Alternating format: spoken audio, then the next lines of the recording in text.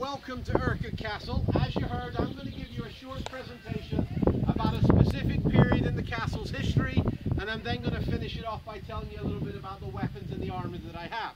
Now, to begin with, I'd like to mention that this is a short presentation. It's only going to be about 10 minutes, 10-15 minutes, so don't think you're going to be trapped here for the next hour or so. It's not going to be anywhere near that long. But the period of history that I'm talking about are the Scottish Wars of Independence. And to talk about this period, we need to go right the way to the very beginning so I can explain why the wars began. To do that, we have to go to the year 1286. In 1286, the King of Scotland is King Alexander. He's newly married to a young bride, but while he lives at Urquhart Castle, his wife is doing daily devotions at a church in the Kingdom of Fife. After a heavy day's drinking and eating, the king decided that he wanted to go be with his bride, and he insisted on riding out and meeting her. Now, many of the Scottish noblemen tried to persuade him to stay at the castle because a big storm was brewing up and they thought it was too dangerous to travel. But the king insisted that he must go.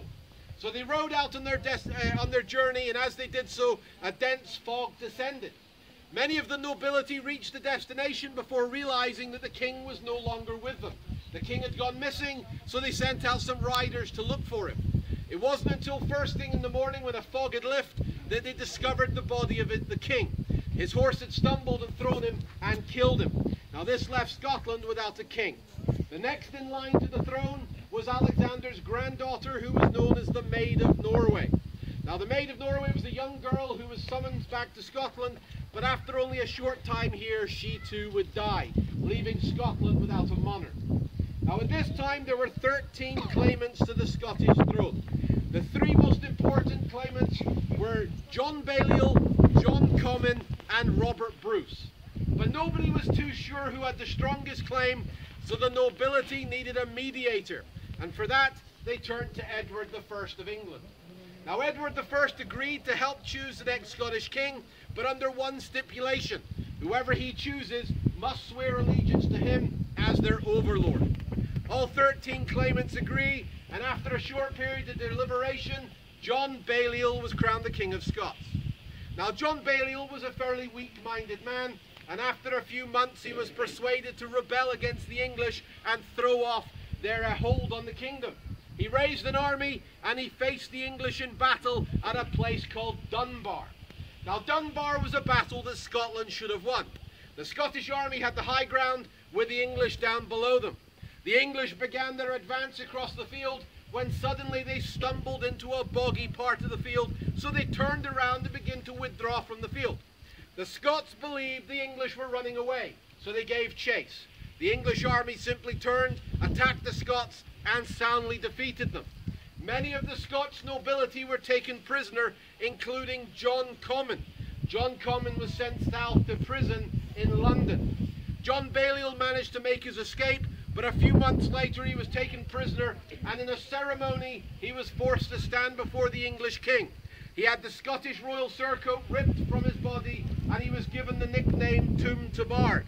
He was then sent into exile. So once again, Scotland was without a monarch.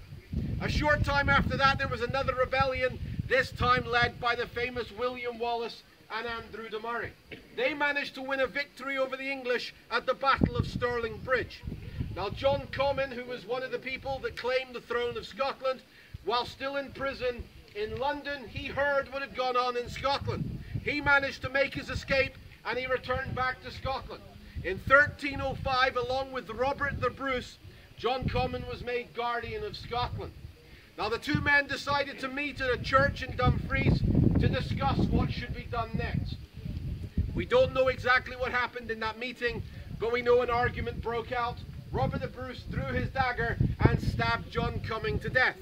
Robert the Bruce then rode to Scone Palace, where he had himself crowned the King of Scots, and within a few years he would defeat the English army at the Battle of Bannockburn. Now many people believe the Battle of Bannockburn was the end of the Scottish Wars of Independence. This isn't so. The wars would actually continue for about another 25 years until finally Scotland was recognised as an independent nation and their kings were recognised for their right to rule. Now if history had been slightly different, Robert the Bruce may not have been king. John Comyn was an extremely powerful man in the north of Scotland, and this was one of his castles. He was known as the Red Comyn for the colour of surcoat that he would wear. but he was also the Lord of Badenoch, the Lord of Loch Aber, and the Earl of Buchan. If history had been slightly different, instead of the statues of Robert the Bruce and the songs that we sing of his victory, we could have been singing about John Comyn instead. Now, ladies and gentlemen, that was 60 years of Scottish history condensed into a couple minutes. When I'm finished, if you want me to go into much more detail, feel free to come up and I'll do my very best. But now I'm going to tell you a little bit about the weapons that would have been